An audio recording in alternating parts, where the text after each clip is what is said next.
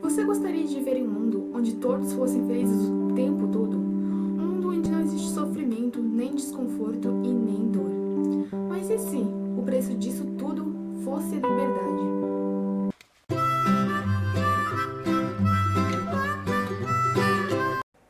Olá, mundanos! Aqui quem fala é a B, e no vídeo de hoje eu venho trazer para vocês um livro extraordinário. Ele se chama Admirável Mundo Novo, de Aldous Huxley. Ele foi publicado pela primeira vez no ano de 1932, e essa edição aqui foi liberada recentemente pela editora Folha de São Paulo. É um livro da coleção de grandes nomes da literatura. Se existe um livro que eu creio que todos devem ler pelo menos uma vez na vida, é Admirável Mundo Novo. Eu me surpreendi com esse livro e ao mesmo tempo que fiquei espantada, fiquei admirada com o conteúdo e com a perspicaz inteligência do autor. Parece que analisando certos aspectos de uma época passada, ele pôde prever o que iria acontecer mais para frente. O autor vem alertar, através dessa obra, o risco de uma sonhada utopia. Aqui nesse livro, o Estado não é para o homem, mas o homem é para o Estado. Uma civilização aparentemente muito organizada tem como lema comunidade, identidade e estabilidade. Sim, estabilidade. E sabe como eles conseguiram essa estabilidade? Através de uma sociedade extremamente científica. E digo científica entre aspas, porque até a ciência aqui era considerada perigosa. Tudo se passa no ano 634 depois de Ford, ou Freud. Sim, agora a linha do tempo é dividida em antes e depois de Ford. Aqui na sociedade, as pessoas são geradas em laboratório, então não existe nem mãe e nem pai, e nem muito menos família. Essa sociedade também é dividida em castas, ou grupos. Como uma pirâmide, no topo estão os alfas, depois vêm os betas, os gamas, os deltas e por último os ys. No topo da pirâmide existe inteligência, ou uma mínima inteligência necessária o suficiente para que eles pudessem fazer o que foram destinados e condicionados a fazer. E lá na base da pirâmide, onde estão os ys, não existe inteligência nenhuma. Quanto mais baixa é a casta, menos oxigênio se dá durante a gestação, porque assim o cérebro e outras partes do corpo vão ser afetadas. Então é por isso que os ys não têm inteligência e também são muito pequenos, tratados quase como uma abominação. Nos centros de incubação também é realizado o processo Bokanovsky. Nesse processo é possível gerar até 96 gêmeos idênticos através de apenas um único óvulo. Isso era perfeito para eles, porque através desses 96 gêmeos era possível produzir ainda mais, como máquinas ambulantes. Nesse mundo fordiano não existem professores. As crianças são educadas pelas enfermeiras, que condicionam as crianças a realizarem seus papéis futuros na sociedade de maneira inquestionável. E isso é o condicionamento. O condicionamento hipnopédico é um exemplo disso. O indivíduo é submetido a várias e várias repetições que tratam de lições e leis dessa sociedade para que, de tal forma, essas leis, essas frases que são repetidas várias vezes se tornem uma verdade ao indivíduo para que ele jamais esqueça e, claro, as obedeça.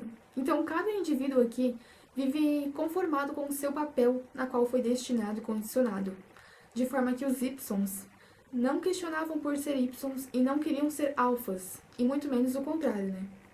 Nesse livro aqui, nessa história que foi escrita por Aldous Huxley, ele mostra uma sociedade que vive uma grande inversão de valores. A história ela foi abolida porque os livros foram abolidos. Os livros são considerados perigosos. Então ninguém tinha acesso a livros que não fossem técnicos e abordassem conteúdos necessários para que as pessoas conseguissem fazer o seu trabalho. A Bíblia, o Alcorão, Shakespeare, a arte, a poesia foi trancada em cofres para que ninguém pudesse ter acesso. O cristianismo foi abolido, assim como todas as religiões, e nesse livro o cristianismo é extremamente ridicularizado também, assim como o liberalismo e a democracia. O que se tem agora é a divindade, a Ford. Os rostos das pessoas dessa civilização coram, elas ficam com vergonha ao ouvirem falar de temas como família, o lar, o romantismo, o casamento. Isso são considerados temas obscenos, pornográficos. A castidade aqui é vista como algo perverso e indecente. Aqui em Admirável Mundo Novo, o lema é que todos são de todos, então todos podem se relacionar com todos, ou seja, ninguém é de ninguém. Aqui existe a promiscuidade, ou seja, um sexo casual, sem amor.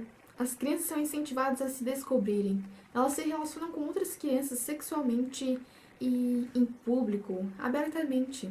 São incentivadas também com brinquedos eróticos. Tudo o que era contrário a isso, os valores morais que ainda existem hoje, eram ridicularizados aqui nesse livro. Mãe, monogamia, romantismo. A fonte jorra bem alto. O jato é impetuoso e branco de espuma. O impulso não tem mais que uma saída. Não é de admirar que esses pobres pré-modernos fossem loucos, perversos e infelizes.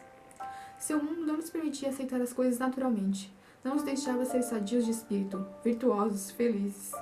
Com suas mães e seus amantes, com suas proibições para as quais não estavam condicionados, com suas tentações e seus remorsos solitários, com todas as suas doenças e intermináveis dores que os isolavam, com suas incertezas e sua pobreza, eram forçados a sentir as coisas intensamente. E sentindo-as intensamente e além disso em solidão e isolamento irremediavelmente individual, como poderiam ter estabilidade? E apesar disso tudo aqui, não existia dor e nem sofrimento. Há somente estabilidade.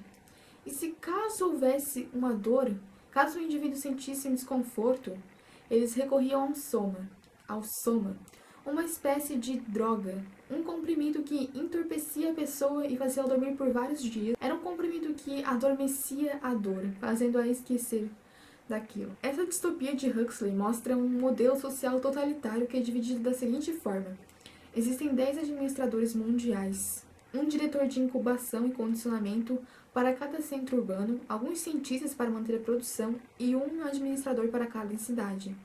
O resto eram marionetes, e era assim que se conseguia a estabilidade, pois ninguém questionava nada. Mas como sempre existem exceções, nesse livro ele se chama Bernard Marx. Ele é um indivíduo alfa mais, que teve um defeito de fabricação. Dizem que colocaram álcool no sangue dele, e é por isso que ele é assim, diferente dos outros. Ele não pensa como os outros, e é por isso que posteriormente ele vai ser perseguido pelo seu superior. Bernard Marx resolve fazer uma viagem até Malpaís. Então, como eu não falei de Malpaís, eu vou explicar um pouco sobre o que é. É uma espécie de reserva de selvagens. Selvagens são aqueles que vivem nos modelos passados.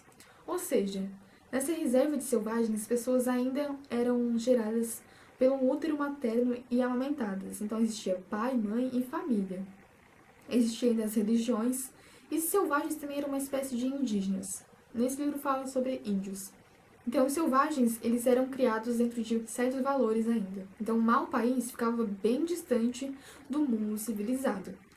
Então, nessa viagem, Bernard conhece um selvagem e sua mãe que foi deportada para Malpaís devido a uma gravidez que ela teve, né? Uma gravidez indesejada. E é por aí que se vai desenrolar a história em si. Eu não vou contar porque pode ser algum spoiler, então leia esse livro para descobrir o que vai acontecer e qual vai ser esse final. Será um final feliz? Essa utopia de admirável mundo novo mostra um projeto utilitário. O utilitarismo é uma doutrina que afirma que as ações só são boas quando promovem a felicidade. Caso contrário, são más. Mas analisando essa história, será que é assim mesmo? A doutrina utilitarista afirma que agir sempre de forma a produzir uma maior quantidade de bem-estar. Ou seja, uma ação só é boa de fato se promover o bem coletivo. Mas eu acho que não é bem assim não. Enfim, só o que eu tenho a dizer é que leiam esse livro. Sério, gente, reflitam, analisem bem e talvez vocês percebam que o que eu falei aqui nesse vídeo seja realmente verdade, né? Eu acho que também está um pouco colidindo com o que a nossa cidade pode estar a acontecer.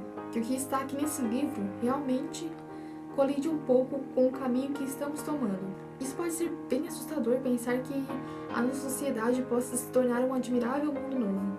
Mas você não acha que é assustador o suficiente e o bastante analisar e observar o que nós estamos vivendo hoje em dia? O vídeo de hoje foi isso. Eu espero que vocês tenham gostado e que leiam esse livro aqui, que é tão bom e maravilhoso. Então, não se esqueça de deixar um like aqui embaixo e de se inscrever no canal para acompanhar os próximos vídeos. Comente aqui embaixo se você já leu esse livro ou quer ler esse livro, o que você achou e se tem algo para acrescentar, deixe aqui nos comentários. Até o próximo vídeo. Tchau! Olá, mundanos! Aqui quem fala é a B. E no vídeo de hoje eu vou falar um pouco sobre o que é filosofia e o que é ser um filósofo. Até que finalmente o espírito da criança seja essas coisas sugeridas, e que a soma dessas sugestões seja o espírito da criança. E não somente o espírito da criança, mas também o adulto para toda a vida, o espírito que julga e deseja, e decide, constituído por essas coisas sugeridas. Mas todas essas coisas sugeridas são aquelas que nós sugerimos, nós. O diretor quase gritou em seu triunfo, que o Estado sugere.